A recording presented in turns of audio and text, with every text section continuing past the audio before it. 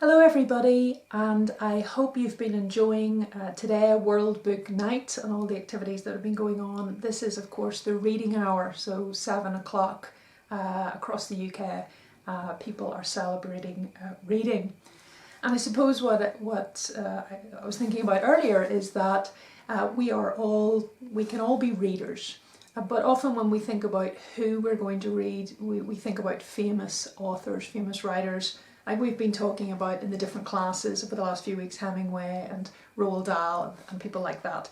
But I suppose what I wanted to point out is that writers don't have to be famous people. So with that in mind, what I'd like to do as part of the reading hour, just to get us kicked off, is to read something that I wrote. This is the second short story that I had published quite a long time ago now. This is 2009, and the story appeared in this anthology, Loretta's Parrot, which was published by Early Works Press 11 years ago. And the story is called Jumping Off Point. I'm not going to read the whole story because it's a little bit too long and my mum says it's very complicated. So what I thought I'd do is just read the very last section of this story and see what you think of it. The character in this story is called Kate. I'm not going to tell you too much about her. It's explained in the rest of the story, but I think this last section kind of sits by itself, and it's just to show you that as much as I've always enjoyed reading, I also enjoy writing as well. So here we go. I remember our first weekend away, 4 hours from London, trailing my fingers in the wind through roll-down windows. We packed sandwich fillings and chocolate tight against ice packs, then ate slices of deli ham rolled into fingers and melted the chocolate on the bonnet until we could break pieces off. We left the motorway and came down through forests, and he told the craziest stories of horses and dragons. I laughed so hard, laughed like you only can when you are in love and imagine you can see forever. What I saw was the sea, and heard the waves and the seagulls calling, wheeling and swooning through the air. We drove around roads powdered with sand, lines blurring between land and sea. I read the street names aloud, and my fingers traced the map until we found our rented flat hidden in a back street where the lamps dropped dusty light and the smell of the gardens was still thick with summer. Let's go for a walk together and then come home. We left the flat with the creeping flowers and wandered giddy with the freedom of it all in the late summer, skirting tourists and ice cream drips.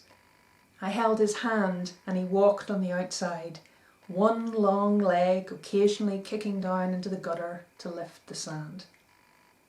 Down along the promenade, under gulls with white sail wings, there was a car boot sale, whole lives folded out on melamine tables. We waltzed around the record stalls, jewellery and old annuals, around the car parts and racks of spit-thin clothes, and stopped by the woman on a deck chair who had tipped out every drawer from home, 100, 1,000 memories spread like jetsam.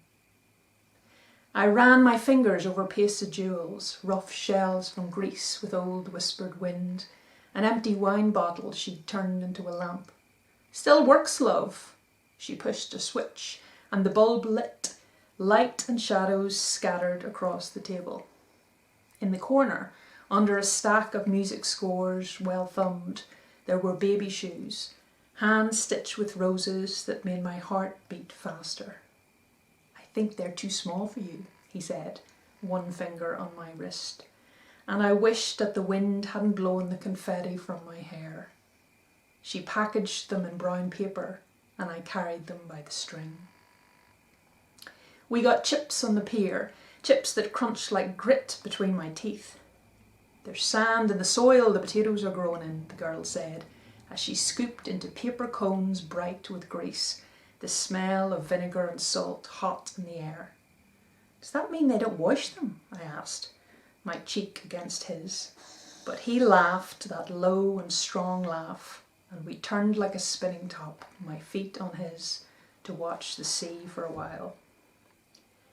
The lights were on the promenade and leading away in coloured strings from the shore, the sounds of amusements behind us, the streets growing less sandy, quieter, stiller, darker, as we left all those people behind and went back to our flat. And in the darkness he laughed low again and spoke against my ear, words like red velvet ribbons. Later he brought me tea in a cup on a chipped saucer, the tea sloshing into it as he climbed the stairs. That brought a frown, but I kept my thumb over the chip and sipped it all from the saucer. To save my bruised lips from the hot tea, I smiled. But the truth was, my lips were fine.